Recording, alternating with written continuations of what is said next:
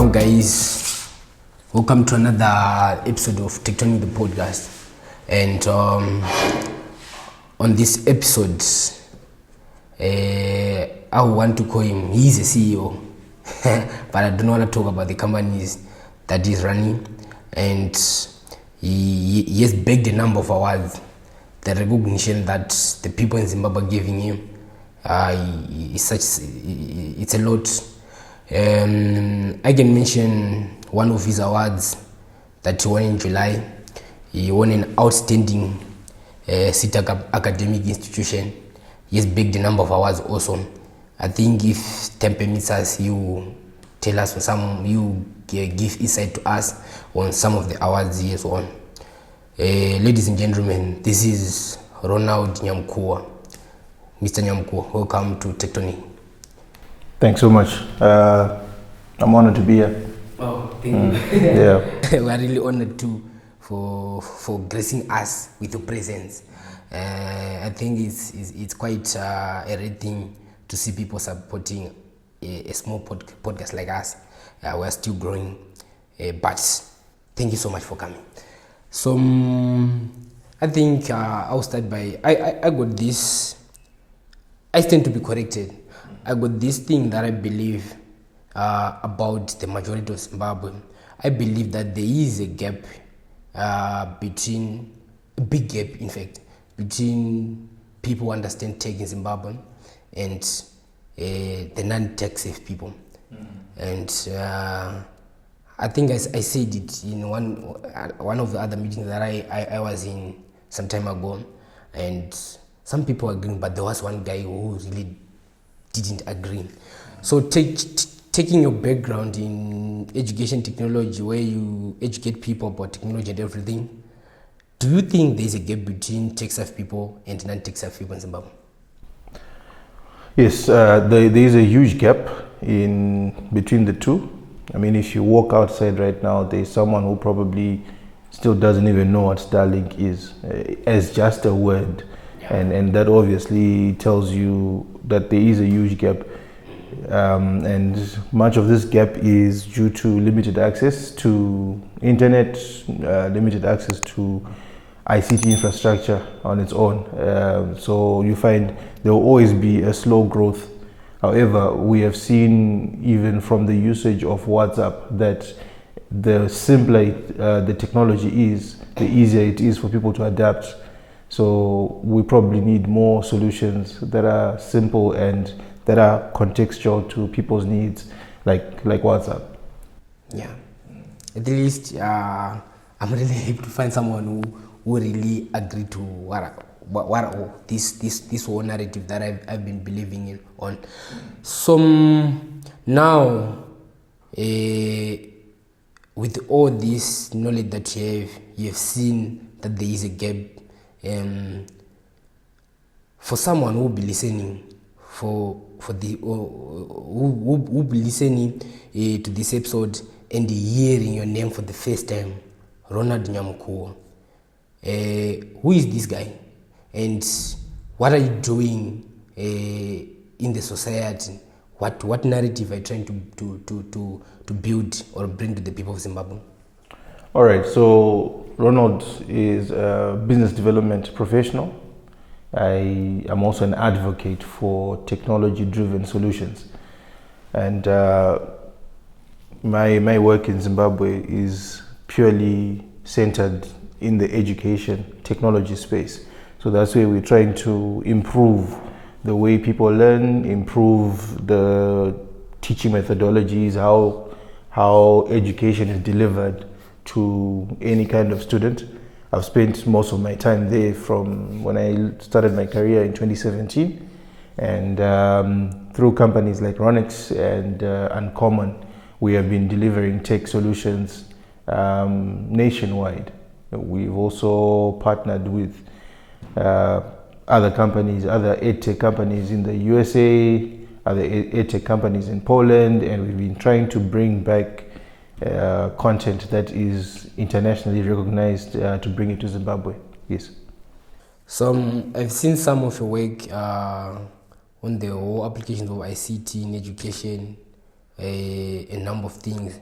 And I really subscribe to what you're doing. I believe it's one of the necessary steps that people have to take in order to bring everyone in the country to the same level in terms of understanding tech. Because if you really check the number of the way people are being utilized or are being used, attacked in whatever way through these technology devices, I personally believe it's coming from a perspective where someone has little appreciation of the technology or doesn't really understand what they're getting into. So I think of late now, if you meet anyone or the technological buzzwords that are being talked about, they are AI related. We're talking of the large language models. We're talking of big data analytics. We're talking of the chat GPTs. If any new buzzword right now that is being talked about, it's AI related.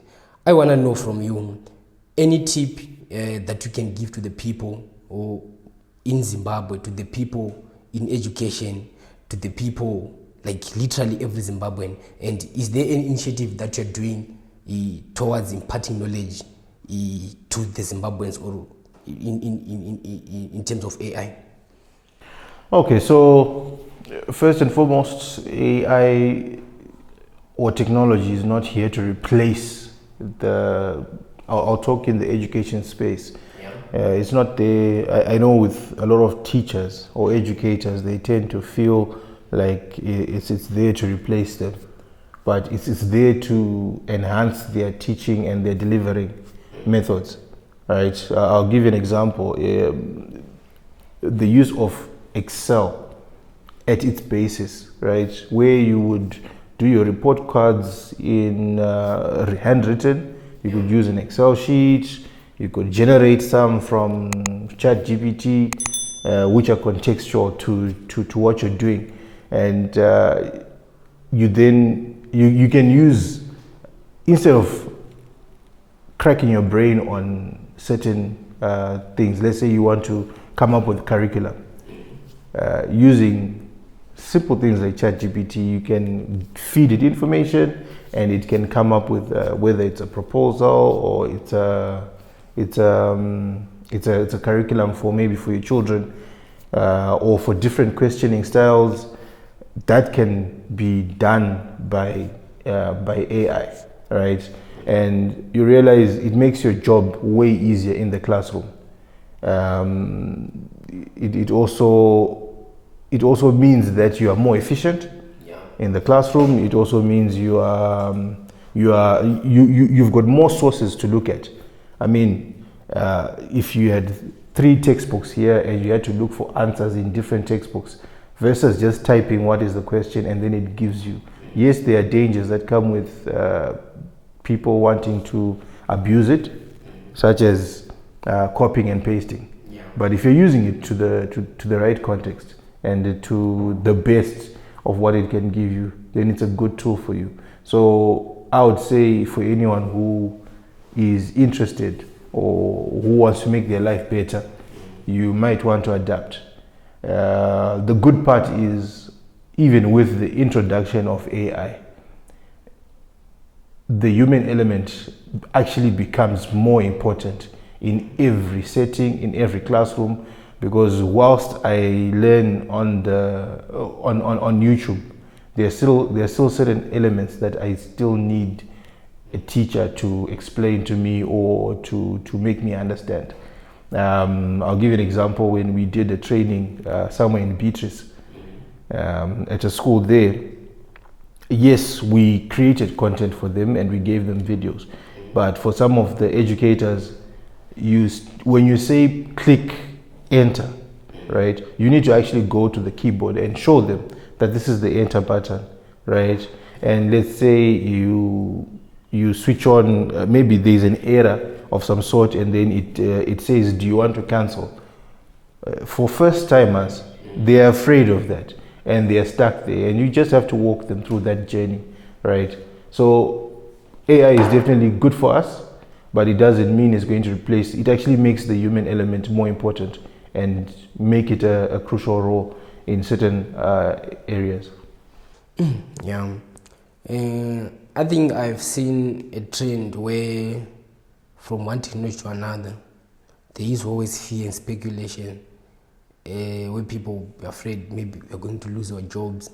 I remember even when things started being computerized, we're talking from moving from books, hard copies, storing our things in files, storing information files, now storing them in a computer.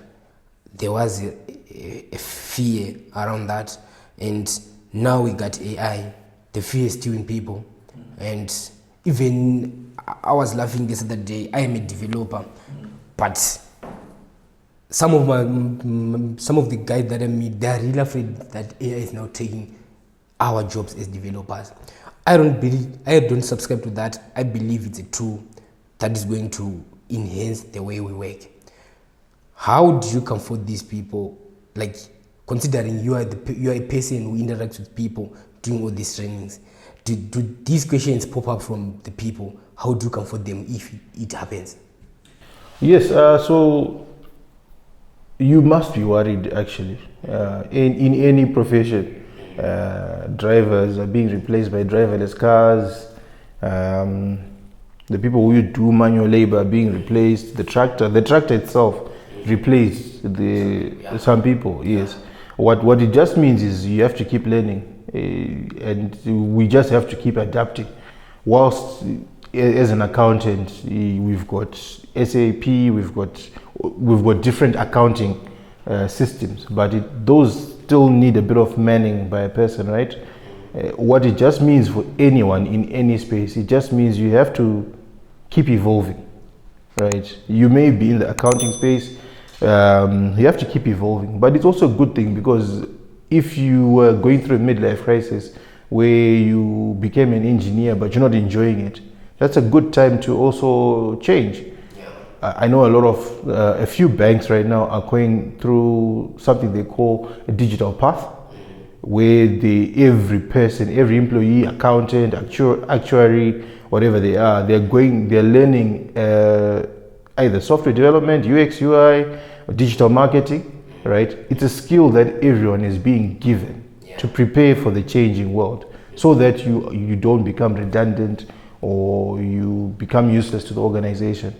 So it's actually a good opportunity, especially for someone who really feels like they want to switch careers. Some of the jobs, like in the medicine, in the healthcare professionals, they are very face-to-face, right? Right. But if you decide you want to switch your career, you want to travel the world, you can now do that. As long as you've got your laptop, you can work from your laptop. I know a guy who went through the whole of Africa, but he didn't miss a day at work because he's a software developer. So it's a good opportunity. Yeah. I think you're actually sharing something insightful. I really want to know, what pushed you to start this? What pushed you to start whatever you're doing? Okay, so before COVID, I worked with a company that was doing global pen pals. So the pen pal system that used to be there back in the day, where you'd write a letter to a pen friend, someone, I don't know how they were connected back then, but you'd write a letter to someone and then you introduce yourself, then you send back the letter, then you talk to the person, hoping one day you would then meet, if resources allow. So with Level Up Village, we were doing global pen pals. So we were pairing students online. We had a platform, so we would go to schools in Zimbabwe, look for partners for students to pair with.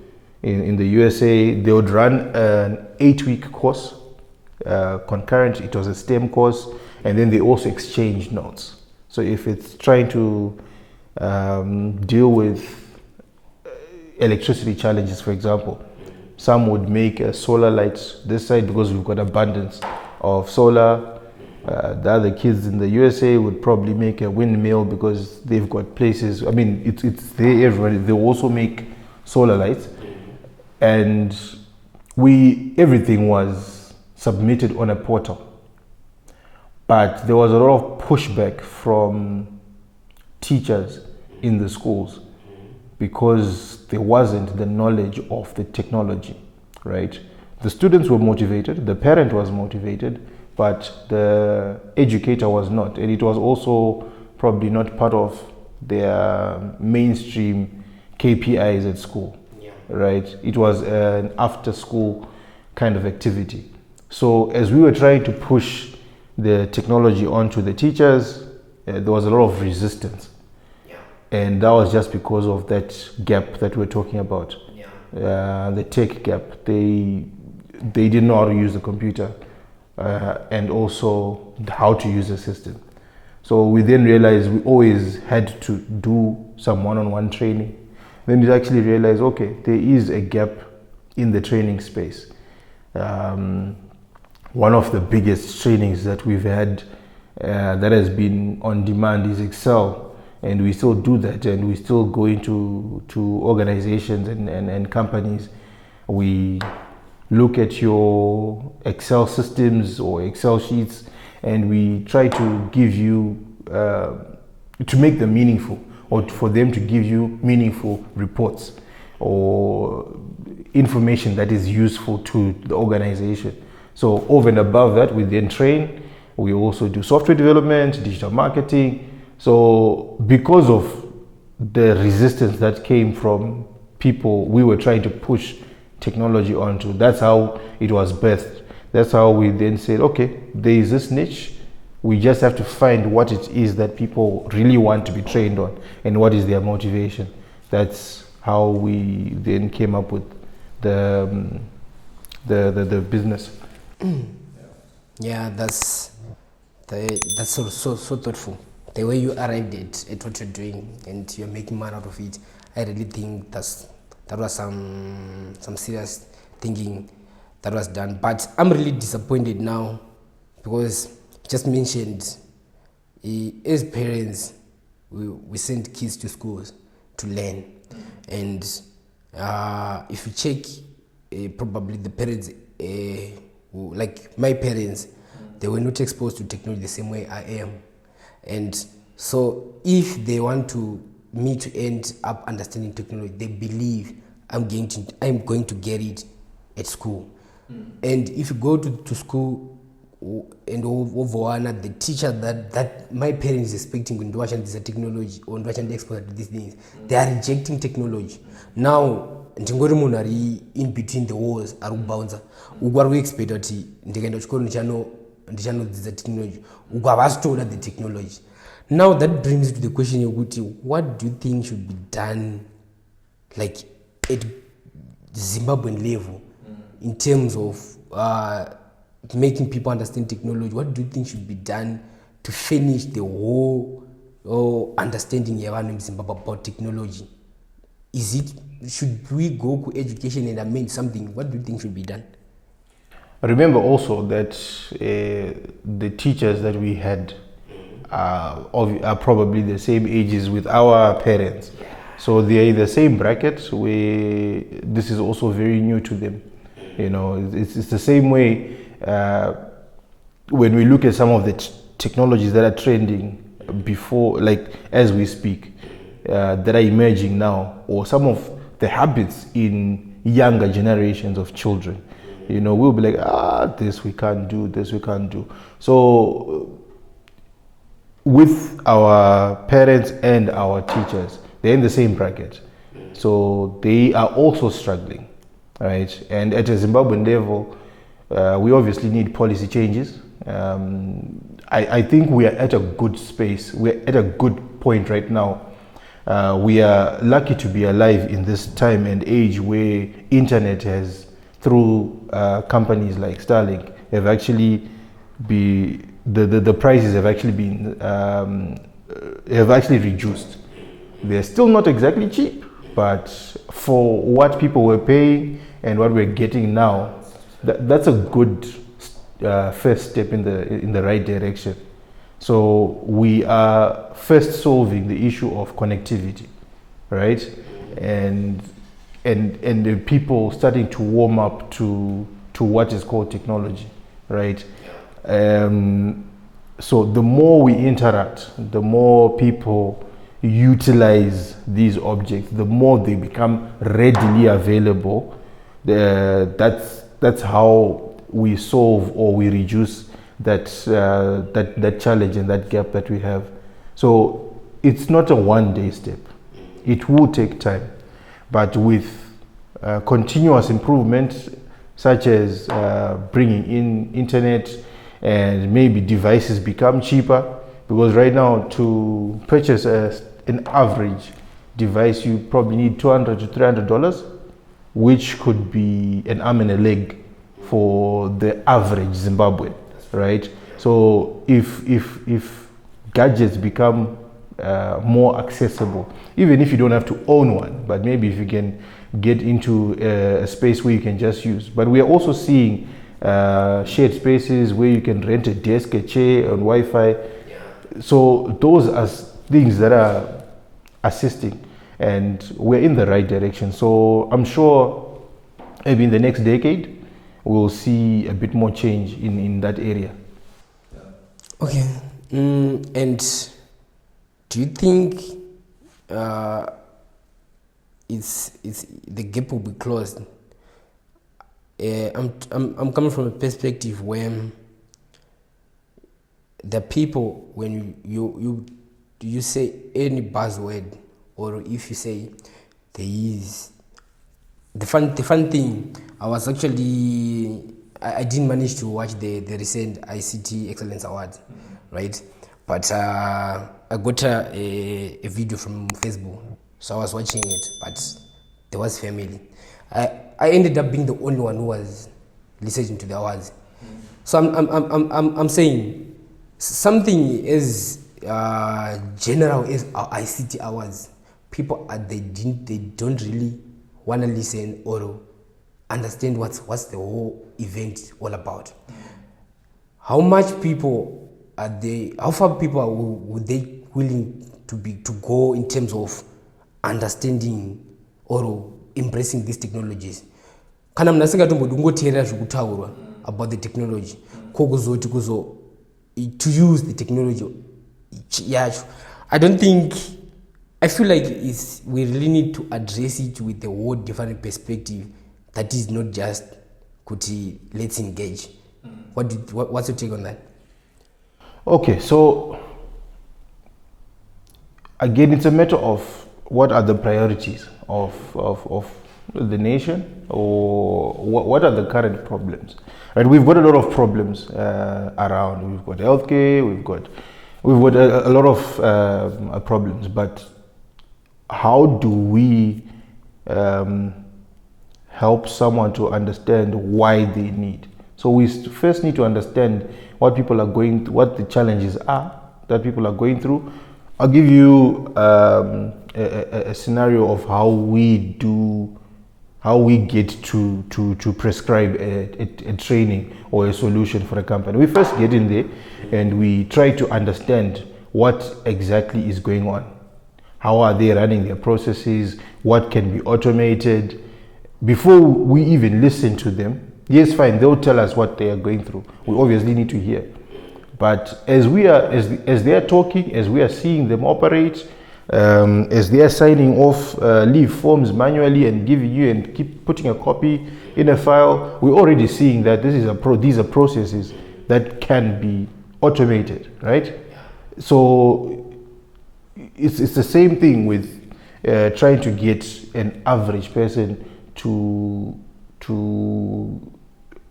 acknowledge and appreciate or to get invested. We need to understand what their life is and what could be changed, or what would be the benefit for them to change from, let's use a vendor at the corner of 2nd Street, right? She's recording her sales maybe in her head, right? She doesn't have it anyway, she's writing down. Maybe she is, but she's selling things like a cigarette and a matchstick, right? And there are guys around her who are coming to just take, they smoke, they go, they come back, and probably at the end of the day, they give her the money, right? After. Sometimes she may forget. Sometimes she may forget to give someone change, and then so that person comes back tomorrow and say, change, and then there are fights. But if that person was to understand that with a little app where they can record their sales, right, then you have won. You can then have someone like that engage and say, okay, yes, I need an app. That app will help me if I go to the bank. I've got financial records. Yes, I'm informal, but I've got a track. I'm showing you that in the month of November, I made $30 profit after everything else. So the bank can also say, okay, these are the sales, we can assist. So if people then understand why they need to adopt technology, or why they need to push their businesses towards that, then they will appreciate. They'll appreciate using it, and they'll appreciate adopting, and there won't be as much resistance to change. Yeah, I think, yeah. And something that I really been struggling as one is that how do we tackle these things? Yeah, so first and foremost, we need people to have knowledge. Yeah. People need to be educated. People, there needs to be widespread information on the beauty and what it can do for us. Yeah, that's some different way of thinking this. Then, with the work you're doing, you've been appreciated a lot. I've seen a number of awards that you've received, and recently you were actually nominee at the ICT Excellence Award. I want to understand, how was the feel? Like, how was it at the ICT Excellence Award? What's your take on the whole event and the winners? I think the minister is really doing a good job, right? Pushing the narrative, because we are part of a global system, and tech is at the center of all business operations around the world. And I think giving it a priority as she's doing, she's giving technology a big priority. I think she's doing a great job. Even the event as a whole, you can see that there was a lot of research that was done into understanding the dynamics in the space, and some of the players, and what some of the key drivers in the technology. I mean, they recognized major players in internet service providers, network providers, hardware, software, and those are the key places, right? They also had awards for educational institutions like our universities, and those also are, as we are saying, the education element. People need the knowledge, so they are also playing a key role in that. So I think she's doing a good job, and we all need to support the work that she's and the vision and the mandate that she's pushing. Yeah. So, Mr. Nyamukuwa, anything that any last way that you really want to address to Zimbabwe, the masses of Zimbabwe, anything that you want to emphasize on in terms of tech, in terms of education? Okay, maybe my parting words would be, we all have a place and a part to play in this journey. We can't all wait for our big brothers and sisters, I mean the big companies, to push the mandate. In our small spheres of influence, we can also push, and a brick forms part of a building, and if you remove one brick, that becomes a weak point in that building. So we ought to play our different parts, no matter how small it is, but it also then adds to the aggregate impact that's happening around us. And I think we need to also spread a lot of positive energy around us, and I'm loving the work that you're doing with the podcast, and you are improving and you are sharing knowledge with people. So I think it's important that in whatever spheres of influence that we are in, we have to spread positive energy about technology. We have to educate people. You know, a lot of people, the BBCs, the born before computers, will tend to think that these are monsters. They're not good for us. But if we educate people on the benefits, yes, we also need to educate people on how to use it effectively, how to manage your life through technology, and how to also bring a balance with it. But my parting words are just that let's spread the positive energy, and let's help Zimbabwe and Africa to become the most literate space. I believe we have the capacity to export solutions to the rest of the world. We did it in agriculture once, as Zimbabwe. We were once the bread basket of Africa. What stops us from becoming the tech basket? I don't know if I can call it that, of the rest of the world. Because if you look around the rest of the world, there is a Zimbabwean somewhere. Someone was telling me that at NASA there are 3 Zimbabweans there. I don't know if it's true, but that's what they say, right? In almost any other space, there is a Zimbabwean. So as Zimbabweans, as Africans, we've got the capacity. We are learned. We have the tech skills.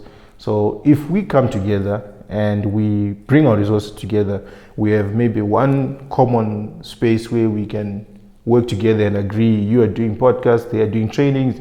We will change the narrative. So let's share the positive energy.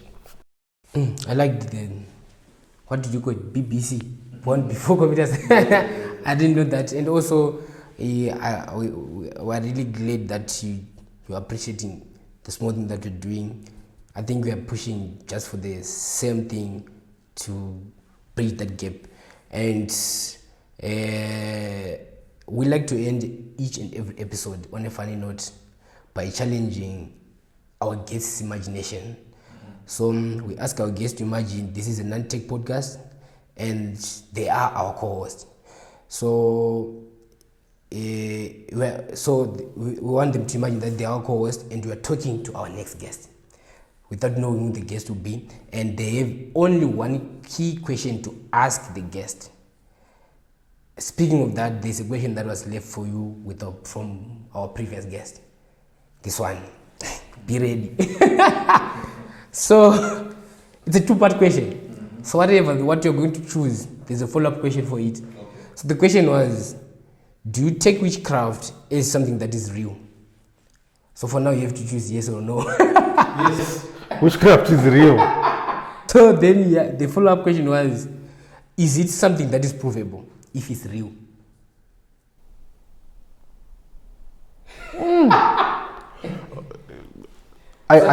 Okay, as a Christian, or even just as a moving human being, I know their forces, I know their spirits, I know there's good and bad, I know their opposing forces. If you try to jump up, you will be pulled down by gravity, right? So where there is good, there is also bad. Where there is light, there is also darkness.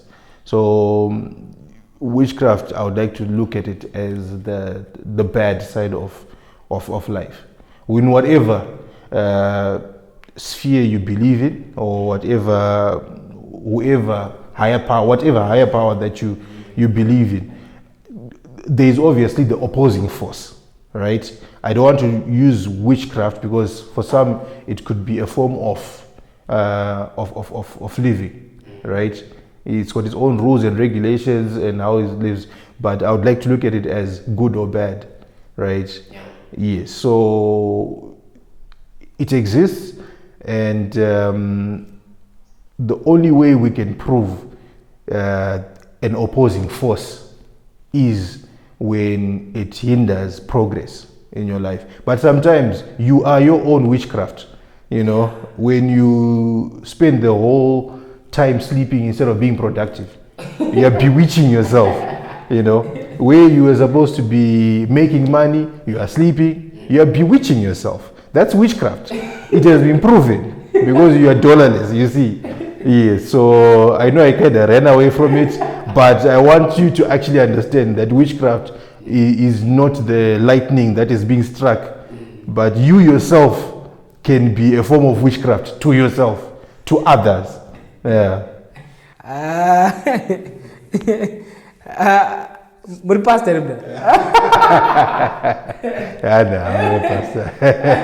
I got a pastor for Tangachi. Then, what was something interesting? This is just a question for me. Do you think if witchcraft was, I got this belief that if witchcraft was well documented from the word go, we could have utilized it for something better. Do you think that can be achieved?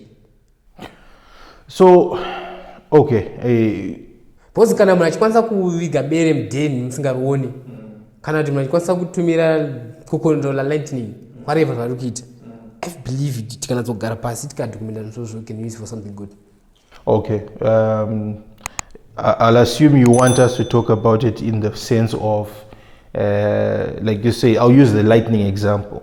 Right, if it was well documented where you'd send lightning to the next door, then probably, I don't know if there was a way to harness the energy that comes from the lightning, then it's converted in electricity or something like that, or if there was a way of controlling seasons, rainfall.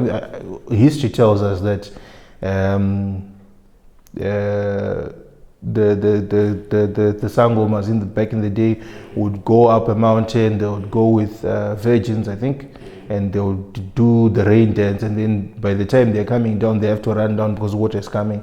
So yeah, maybe you can call it documentation or taking the good parts of those customs and norms for the better good. I think we would also be assisted in that way. You know where I'm coming from? Imagine the whole hacking thing wasn't documented. Then when you account, one day uzungufuma kuti mari yako yakabuda usati yakaenda ku.